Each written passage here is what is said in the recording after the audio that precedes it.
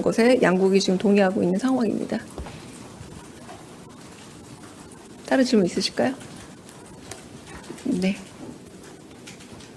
예, 안녕하십니까. 저 EBS 송성환 기자라고 합니다. 오늘 보도 보면 이배용 국가교육위원장이 대통령실 결재 없이 휴가를 냈다라고 하는데 혹시 이 부분 확인 가능한지 좀 부탁드리겠습니다. 제가 알기로도 휴가를 가겠다라고 제출은 했는데 저희가 결재를 하지 않은 걸로 알고 있습니다. 네. 비서실장 통해서 이제 결재가 이루어지는 과정이 있거든요. 근데 아닌 걸로 알고 있습니다. 네. 다른 질문 또 있으실까요? 네. 없으면 여기서 마치겠습니다.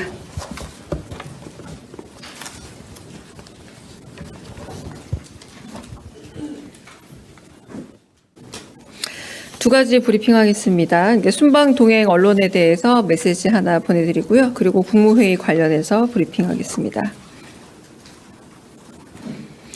강효정 대변인입니다. 이재명 정부의 첫 번째 한미 정상회담을 성공적으로 마치고 돌아왔습니다. 대통령실 대변인으로서 정상회담 전에 진행될 약식 기자회견을 앞두고 회담 전 잠을 잘 이루지 못했습니다. 믿을 수 있는 건 국익을 함께 도모하는 우리 언론인들, 오버오피스의 한국인의 이름으로 서 있던 사진 기자와 영상 기자, 그리고 7명의 팬 기자들 뿐이었습니다.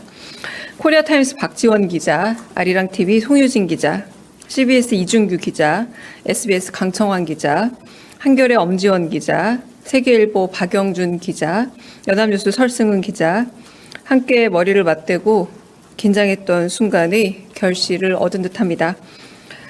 감사합니다. 두 번째 국무회의 결과 관련해 브리핑하겠습니다. 강유정 대변인입니다. 이재명 대통령 주재로 오늘 오전에 제39회 임시국무회의가 열렸습니다. 오늘 국무회의에서는 2026년 예산안 및 기금 운용 계획안과 2025년부터 2029년 국가재정 운용계획안 등 총 8건의 예산안 관련 안건이 심의, 의결되었고 이어 외교부가 일본과 미국 방문 성과 및 후속 조치에 대한 계획을 보고했습니다. 2026년도 예산안 및 기금 운용계획안은 적극적인 재정 운용을 통한 경제 회복과 성장을 위해 역대 최대 수준의 지출 구조 조정을 하고 그 내용을 공개하며 강도 높은 재정 혁신으로 성과 중심의 재정 운용을 뒷받침했습니다. 채무의 질을 악화시켰던 과거 정부의 분식회계성 무책임한 재정을 정상화하는 과정입니다. 내년도 예산안과 기금 운용계획안은 오는 9월 3일 국회에 제출할 예정이며 보다 자세한 내용은 기획재정부가 발표한 보도자료를 참고해 주시기 바랍니다. 오늘 모두 발언에서 이 대통령은 순방 관련 소회를 전하면서 외교도 사람이 하는 일이고 국익을 지키려면 상대의 마음을 얻어야 한다면서 트럼프 대통령과의 성공적인 신뢰 관계 구축을 언급했습니다.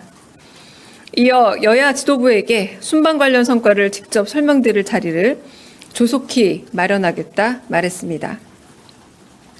또한 휴가 중이던 경찰이 보이스피싱 범죄 관련자를 검거한 소식을 언급하면서 충직한 공직자 정신을 크게 칭찬했습니다. 공직자로서 열심히 일할 때 합당한 포상이 뒤따르게 조치해달라 각별히 당부했습니다. 이어 비공개 회의의 주요 발언 전해드리겠습니다. 외교부가 마련한 순방 성과 및 후속 조치 계획을 보고받은 이 대통령은 다들 함께 애써준 덕분이라면서 각 부처가 정상회담을 준비해온 노고와 과정을 격려했습니다. 또한 모두 발언에서 언급한 모범 경찰 사례를 한 번 더 환기하면서 다른 부처 공무원들의 미담과 적극 행정 사례를 최대한 많이 발굴해 격려함으로써 공직사회에 활력을 불어넣어달라 강조했습니다. 한편 국무위원들을 향해서는 정기 국회에 대비해 업무 파악과 준비를 철저히 해달라면서 온 국민이 다 지켜보는 만큼 제대로 된 실력으로 평가받는 자리임을 반드시 기억해야 한다 강조했습니다. 또한 예산과 재원이 많이 부족한 상황에서 SOC 예산의 경우는 민간 자원을 조달해 재정 부담을 줄이면서 국민께 투자 기회를 드릴 수 있는 공공과 민간의 중간 형태를 모색해달라 당부했습니다. 검찰 개혁과 관련해서는 권력 집중으로 인한 권한 남용 방지 대책이나 수사권을 원활하게 운용하는 등의 근본적인 문제에 대한 실질적 방안을 도출할 필요가 있다고 강조했습니다. 이어 중요 쟁점에 대해서는 대책과 해법 마련을 위해 국민 앞에서 합리적으로 논쟁하고 토론할 것을 주문했습니다. 이상입니다. 네, 혹시 질문 있으면 받겠습니다. 네. 네, 안녕하세요. KBS 손서영 기자입니다. 그 여야 지도부의 순방 성과 설명하는 자리를 곧 마련하시겠다고 했는데 그러면 그 주제가 순방 성과에 대한 것만 집중되는 건지가 궁금하고요. 그리고 국민의힘 장동혁 대표가 참석을 전제로 이제 추가로 단독 회담을 요청하고 있는 상황인데 이 부분에 대해서는 검토하실 수 있는지 궁금합니다. 그리고 한 가지만 더 추가로 질문 드리면요. 이진숙 방통위원장 직권면직 검토 관련 보도가 나와서 사실관계 확인도 좀 부탁드리겠습니다. 네, 여야 회동 관련해서는 대통령께서 순방 직후 이제 서울에 도착하자마자 그 여야 대표와 그리고 대통령이 함께하는 회동을 준비하라라고 정무수석에게 말씀한 바 있습니다. 거기에 대해서 공식적인 제의를 받은 적 없다, 내지는 공식적 의제가 선정이 되어야 만날 수 있다라는 식의 장동혁 신임 당대표께서 말씀하고 계시지만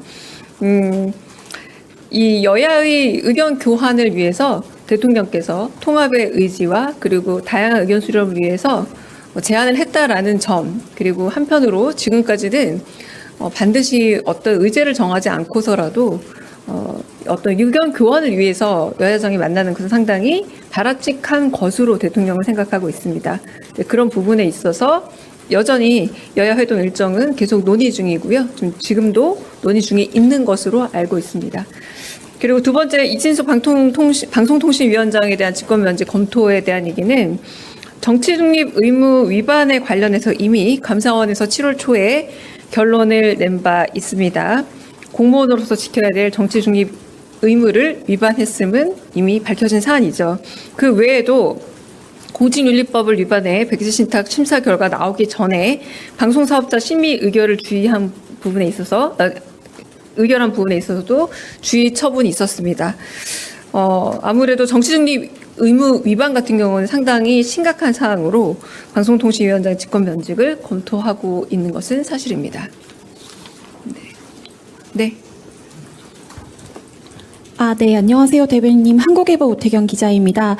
그 국무회의 모두 발언에서 대통령께서 노란봉투법 관련해서 특별히 좀 노동계의 상생 정신을 좀 당부하셨는데 이러한 발언이 나온 배경과 맥락을 여쭤보고 싶고요.